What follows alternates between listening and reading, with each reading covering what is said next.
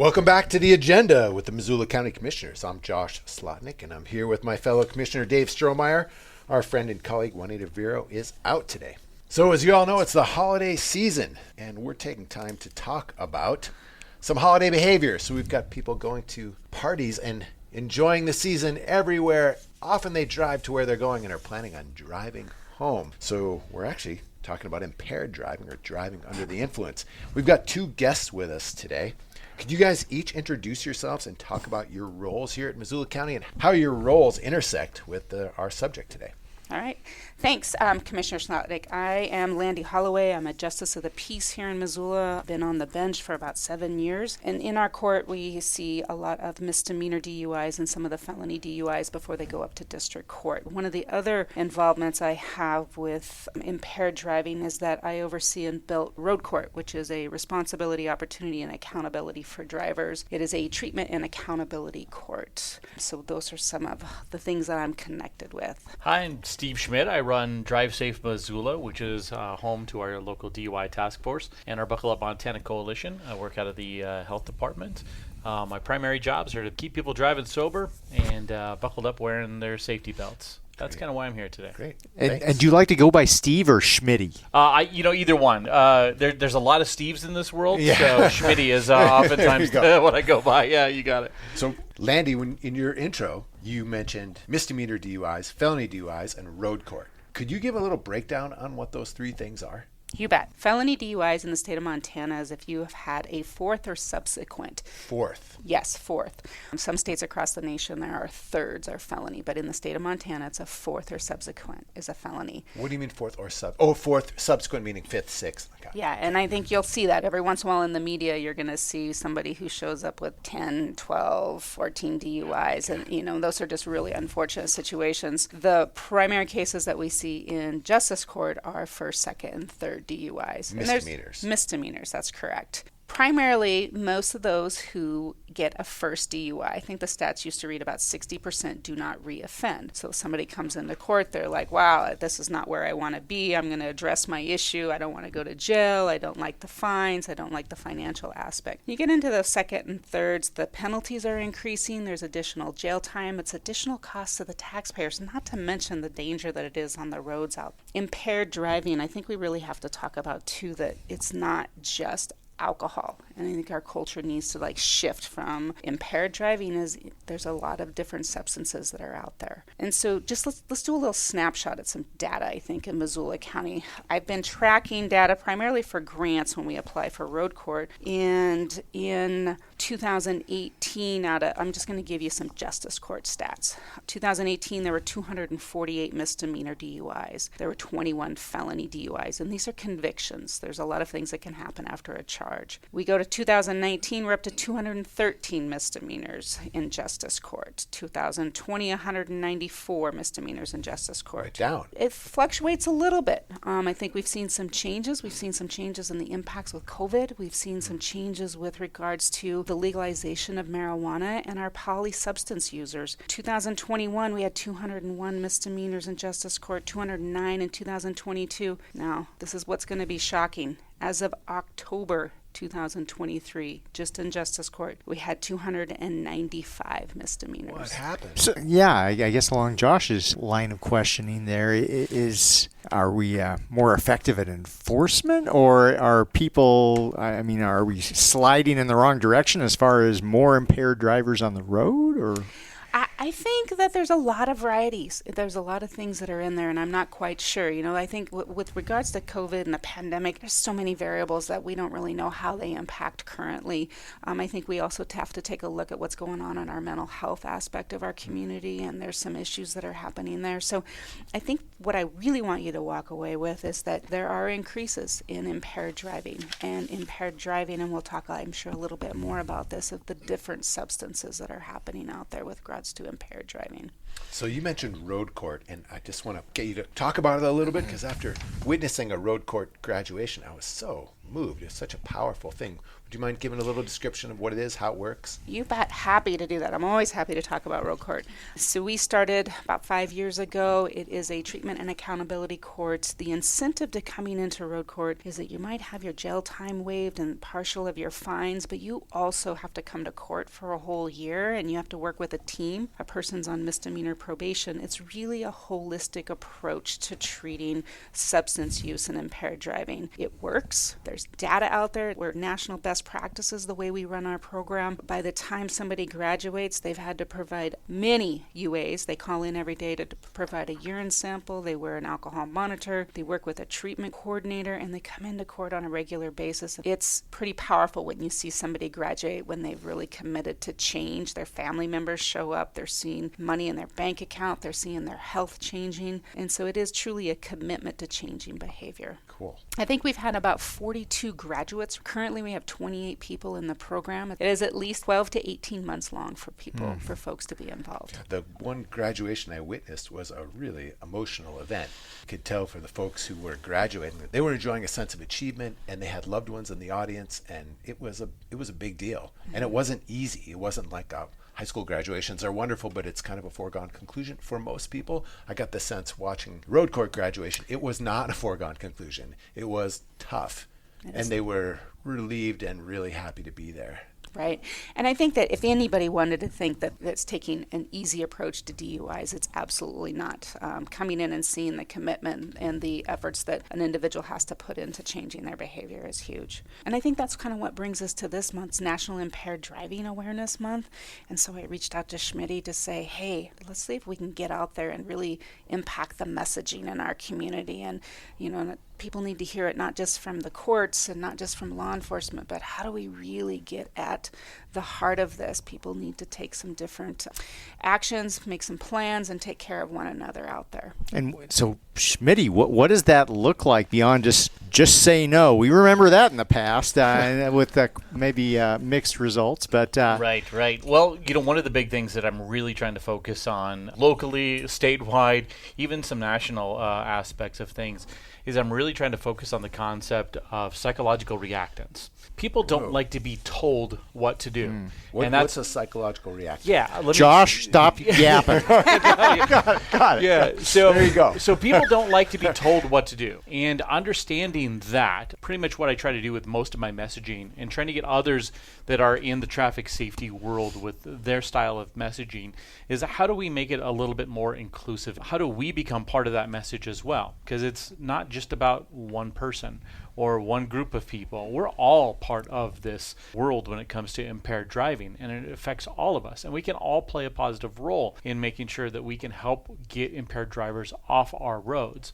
One, that's us obviously trying to set the example of what it means to always be 100% sober when we're on the roadways. But two, how do we look out for one another? If we have an office party that's going on and we have all our coworkers there, how do we make sure that we have sober transportation for a ride home for everybody? If we have a family get-together, how are we making sure that all our family members and our guests are leaving this gathering with a 100% sober driver? Does that mean we arrange for other transportation, whether it's Uber, Lyft, a bus, or a designated driver beforehand? While everybody's sober, clear mind, thinking straight, and logically, that we set that all up. So we plan ahead, and we take that responsibility upon ourselves. Even though we might not be the ones that are out there driving, we could still help out. Could you give an example of a message that isn't a psychological reactant? Sure. Well, say for example, with the traditional traffic safety messaging that we see, drive sober or get pulled over, click it or ticket, you text, you drive, you pay. All of those are telling people exactly what to do. And most people are like, don't tell me what to do. I'm going to do what I want to do. For example, when we started this whole Let's Not Wreck the Holidays campaign, initially it was don't wreck the holidays, which of course is telling in nature. So by doing that slight little tweak by saying, let's not wreck the holidays, the people that are delivering the message, whether it be government agencies, law enforcement, employers, they're part of that message, saying we all have that part to play to make sure that our roads stay as sober as they can be, if that makes sense. Yeah, Absolutely does. So this December, this holiday season, what are the methods that you're working with to try to get that message out? Most of it is online. Okay. That's where we're doing most of that online stuff. So if you go to drivesafemissoula.com, right there on the front main page, there's a Let's Not Wreck the Holiday spot. You can click on that if you're looking to join the campaign. We've tried to make it as easy as possible. There's a whole section on social media where people could just click and share. They don't have to develop anything. There's pre-made letters that if an organization or a company wants to send these letters out to their employees or to their customers to just let our community know that they are taking this seriously and they're going to do everything that they possibly can to keep their employees safe, their families safe, their customers safe by, getting on board with this and saying, hey, look, we're not going to wreck the holidays either. This is what we're going to do. This is how we're going to pledge to make sure we're 100% sober when we're on those roadways. Companies can get involved. They can hop on there, put their name and logo right on one of those letters and send it out to their employees. I try to make it as easy as possible for them. So, Schmidt, I can imagine somebody listening to this who maybe is a little more cynical than me and Dave. Sure. Saying, come on, who's going to go to Drive Safe Missoula as a webpage? It's not going to happen. How's these folks actually going to get the word out to people out there in the world living their normal kind of day-to-day lives with the normal kind of phone surfing that people do when they're hanging out? Like, how are you actually going to reach those folks?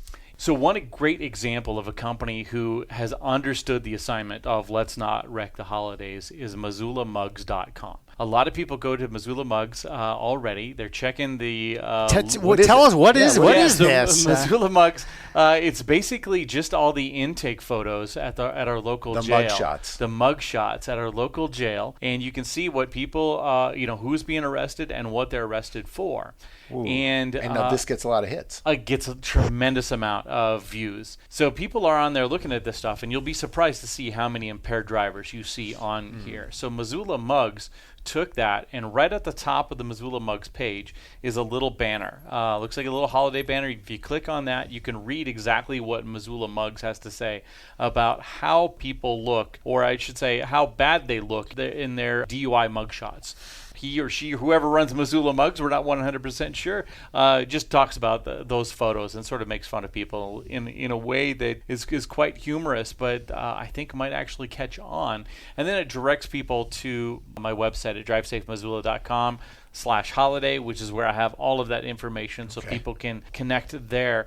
And it has driven a tremendous amount of traffic to the website. Oh, fantastic. So, we're talking like 2,000% increase. Wow. So, well done. So one thing that folks oftentimes like to do is, I think it's just human nature to compare ourselves to others. So how is Missoula doing compared to the rest of the state or the rest of the nation as it relates to impaired driving? Any sense of that? Are we worse, about the same, trending in one direction or the other? Such an interesting question. Right. And it's really hard. Trend data on DUIs is really difficult to follow.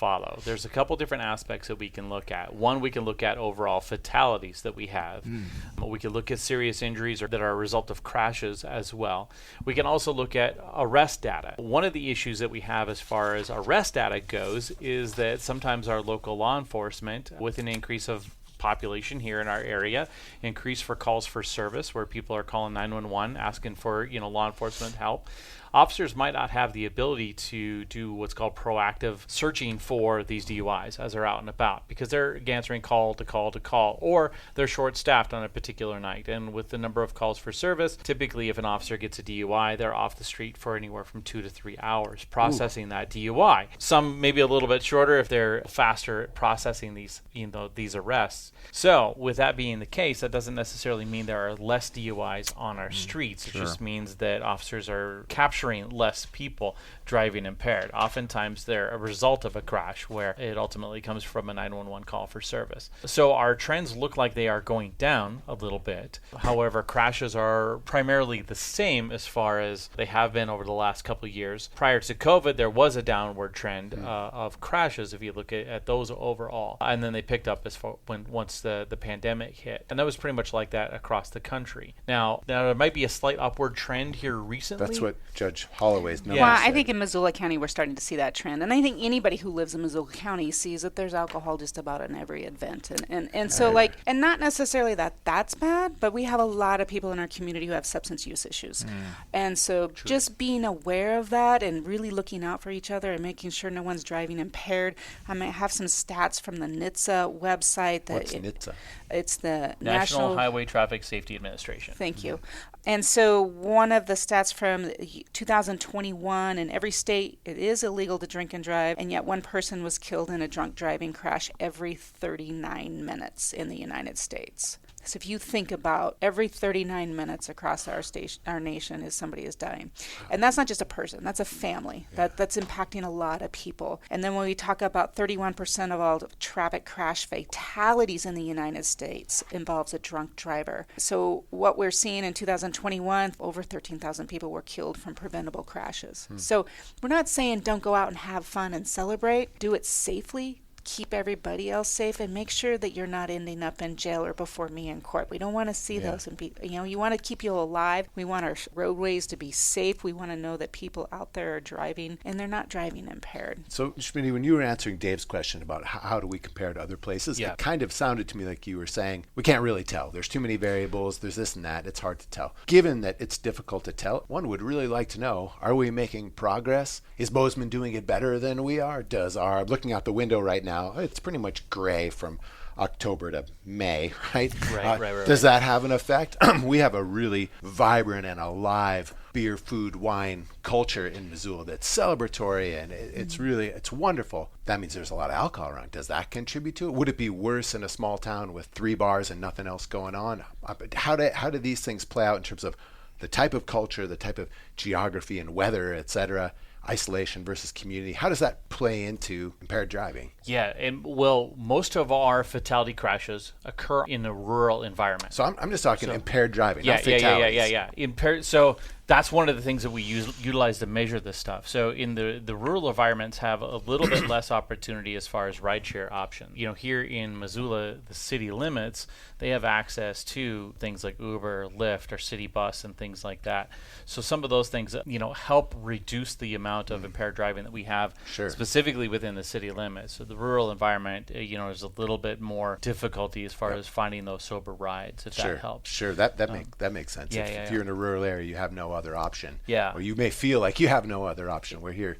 Exactly. And in a place like because we're sitting in downtown, there's a lot of people who can walk to downtown and walk home. Correct. But there used to be home free in Missoula, and that's not happening anymore. And I was just recently and I think it was over in Helena, and I noticed they still have home free. I'd like to bring that back to Missoula. You could tell the bartender you needed a ride home, or you turn over your keys and they would give you a ride home. There's some money set aside for that. And I know we live in a community where there's Uber and Lyft, but honestly, it's not out there as much as we'd like to have it. We need some more rides home. There's been a reduction in our taxis. I don't even think we have a taxi service in Missoula anymore. Which Really? Has some of the issues of how our Home Safe program dissolved ultimately. Right. And so, I just think personally it would be great to bring that back, and I think that's something I'd like to work on next year, even with the Tavern Association, and reach out to them to see, can we get this back? Because it's about our community safety. I could imagine a combined set of funding sources that would come together to create a pool of money such that if someone asks for such a thing, the bartender calls Uber or Lyft, and that bill gets paid out of this funding source. But really the best way to approach this is have a plan before you go out. For sure. If you're out and you're celebrating and all of a sudden you're under the influence of something, you might not be making the best decisions. And so if you have that already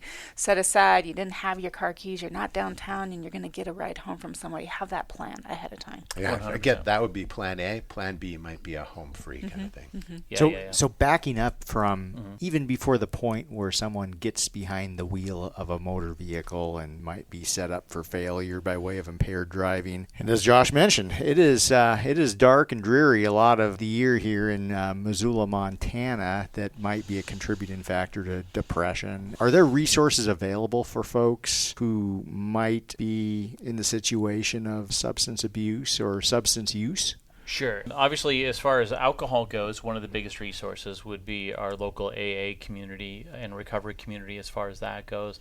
If it's other substances outside of alcohol, there's like our Narcotics Anonymous groups here in town. Those are great places to reach out to. And also SAMHSA has a national hotline that people can reach out What's to. SAMHSA? SAMHSA is the Substance SAMHSA, Yeah, do you remember Substance and what Mental it's- Health. No. It's a federal program. Yeah, it's a Yeah, it's a federal national. thing. Yeah. I could look it up here and find out exactly. But they have a national hotline where people can reach out to and then get access to those local resources for them. I have a lot of it listed on my website under the DUI task force under resources. People can click on there and see a lot of those local resources. Is the DUI Task Force website different than DriveSafeMissoula.com? If they go to drivesafemissoula.com, right at the top you'll see DUI Task Force. You click on that drop down and then you'll see resources there. There's also good to remember that there's a lot of substance abuse, chemical dependency agencies who provide treatment to those folks that are in need. And then even with alcohol detoxing, occasionally then someone actually needs to get to the hospital because it's pretty dangerous out there. But keeping in mind that there's a lot of substances that are out there. We're seeing from the state crime lab those blood tests that come back on the blood draws, polysubstances. Even if you're taking a prescription medication, remember to read the labels, be aware if you're impaired or if there's some restriction on when you should be operating a motor vehicle. And then of course there's all the illegal substances that are out there. Being at your best and driving your best is not only it's public safety, but it's good for your own mental health. There's nothing worse than sitting in a courtroom sentencing someone because they were operating a motor vehicle and they killed them. We do see those cases in justice court of careless driving resulting in death. Being out there and being behind the wheel. Be safe, okay? That is a responsibility everyone has. So Judge Holloway, you mentioned other substances beyond alcohol. Any trends that you're seeing there in terms of what's coming into your courtroom as far as impaired driving? So oftentimes when we see somebody in the beginning, it's from a citation where a law enforcement officer has seen some type of impairment if they've blown on a breathalyzer. It's those blood tests that come back later that could be testing positive for fentanyl and methamphetamine or marijuana. And I think that's important to keep in mind. If drunk driving DUIs are not just about alcohol. It's marijuana can be very impairing. The potency of the THC that is being sold out there recreationally at times just makes you not in a good place to drive. You know, one of the big things there, kind of what she was talking about as far as that polysubstance use, that could be anything from the marijuana combined with alcohol combined with over-the-counter medications like cold medications or prescription meds. If you have any of those substances, if you feel different, you drive different. And that could be even, maybe one or two drinks, but you're really tired. So you combine that. Maybe you're under the legal limit, but you're also tired. So you feel different before you even start consuming alcohol.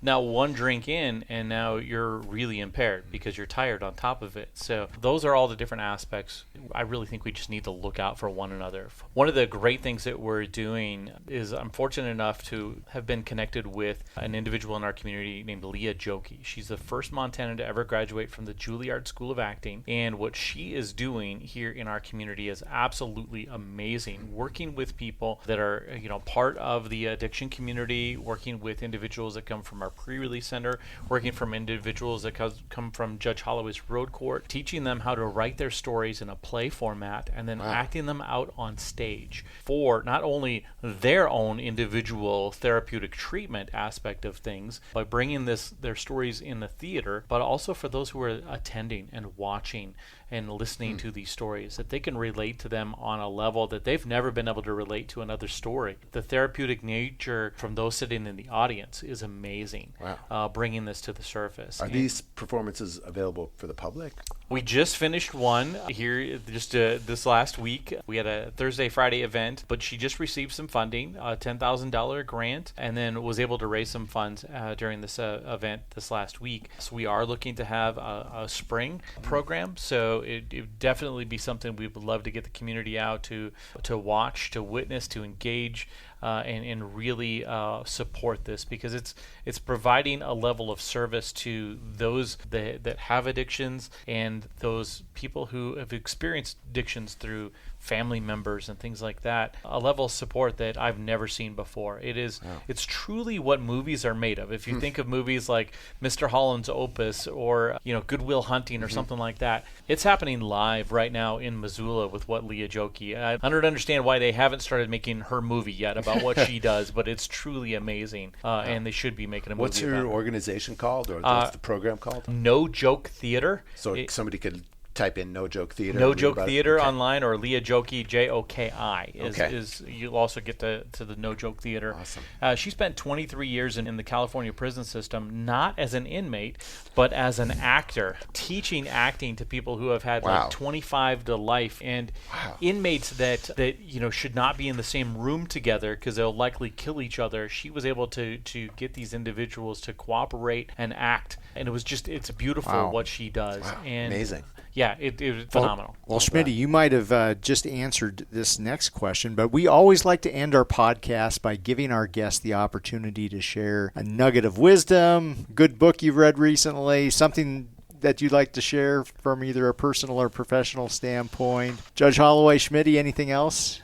I have one organization I'd like to just give a shout out to. Yeah, it's a little bit different from what you're asking for, Dave. That'll work. So when people are looking for different activities and events in doing it in a sober environment, the Phoenix organization, it's called the Phoenix.org. It's an organization that's alive and well in Missoula that actually has basketball and different events where people can go bowling and they can learn how to get into a different type of community and an environment if they want to go out there. Other than that, I think we all got to just end on, let's not wreck the holidays. You don't want to end up in court in front of me. You don't want to end up on Missoula Mugs or the jail roster. Go out there, have happy holidays, be safe, and keep our roads safe out there. And do some surfing on the web. No Joke Theater, MissoulaMugs.com. Drive safe, Missoula. Well done. Well summarized, Dave. Yeah, absolutely right. Yeah, just jumping on this campaign, maybe sharing some of that information out with your family and friends, because we all take that part. And if we can look out for one another as we're out there enjoying the holidays, we can just keep our roads safer 100%. So that's a great sentiment to end on. Thanks for joining us. Yeah, thanks, guys. Thank you. Happy holidays. Happy holidays. Thanks for listening to The Agenda. If you enjoy these conversations, it would mean a lot if you'd rate and review the show on whichever podcast app you use. And if you know a friend who would like to keep up with what's happening in local government, be sure to recommend this podcast to them.